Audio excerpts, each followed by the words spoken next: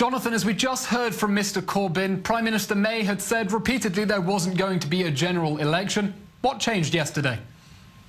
Well, Prime Minister May will have seen those polls which showed that the Conservative Party was so far ahead that the temptation must have got to her to hold snap elections. That, combined with the fact that people have been saying for some time that she had no real mandate for what they're calling a hard Brexit.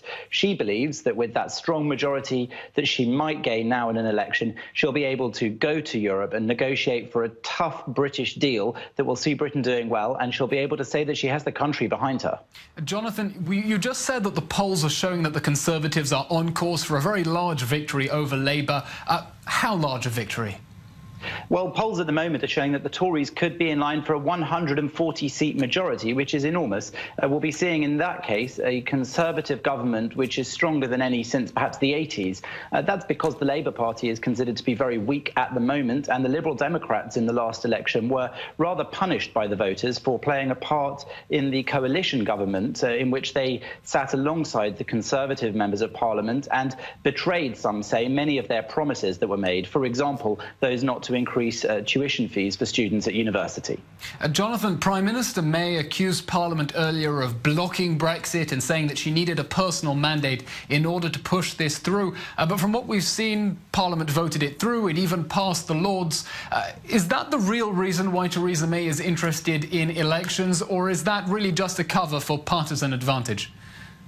Well, the more cynical, of course, are saying that indeed this is just Theresa May's way of wiping out the opposition. She knows that she'll probably come back much stronger with the Conservative government here, and that really this has nothing to do with people blocking Brexit, because, as you say, the government has voted, the Parliament voted in favour of triggering Article 50, as did the House of Lords. She maintains, though, that they've promised to put more obstacles in her way during the next 2 years, and that they might vote against the final deal that she is planning to come back from the negotiations with. So she says this will give her the strength to act more decisively in favour of how she sees Brexit taking place. Jonathan, I want to take a look forward at the election campaign we have ahead of us. 50 days is very long in British terms.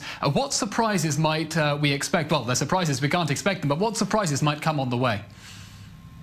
It seems that this election is likely to be all about Brexit, but there are, of course, still other concerns, and the Labour Party will be trying to push at those.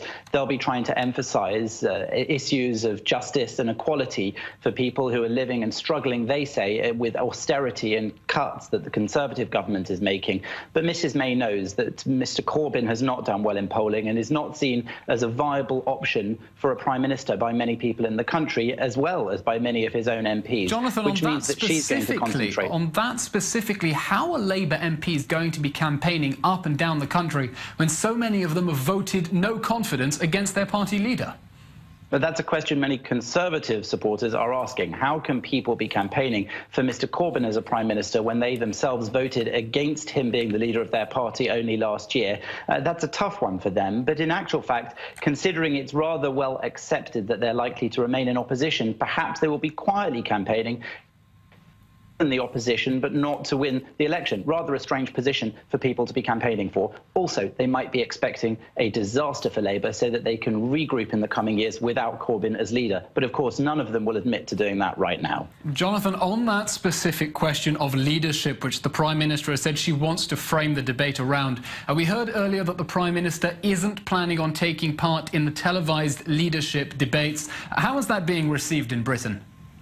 Well, those televised leadership debates have become a feature of recent elections, but they are relatively new still in the UK, and some prime ministers have not been too keen on them. Theresa May is obviously one of them. She's somebody who controls her media appearances very carefully, not necessarily seeking as much attention in the media as some others have done in recent years. So that'll be one reason why she doesn't feel she needs to do that. She came in for criticism on that decision from Jeremy Corbyn and also from Tim Farron, the leader of the Liberal Democrats. Some will say that it shows her as being weak. She believes probably that it shows her quite the contrary, being strong, and that she doesn't need to get involved in the entertainment style of the debate that will be taking place on television. She says she'll be debating the issues up and down the country for people to hear and within the House of Commons, as she did today in Prime Minister's questions.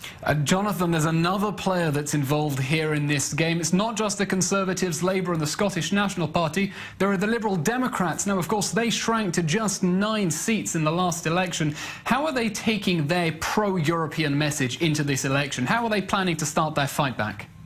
In some respects, the Liberal Democrats seem the best prepared of the opposition parties for this debate and this fight. They say that they are quite squarely against Brexit in some senses. Obviously, nobody is saying they will back out of Brexit, but the Liberal Democrats seem to be the Remainers' choice. They will try and impede Brexit in any way they can, and they will ultimately probably try to overturn it through votes in another referendum or another election further down the line that will give people a sort of second chance. They'll be hoping that will see them bolster their presence in the House of Commons after that disastrous general election for them only 2 years ago. It remains to be seen whether the electorate will forget the things that they disliked about the Liberal Democrats after their part in the last government and vote for them if they are Remainers in order to impede the progress of Brexit. Jonathan Sacerdoti in London, thank you very much.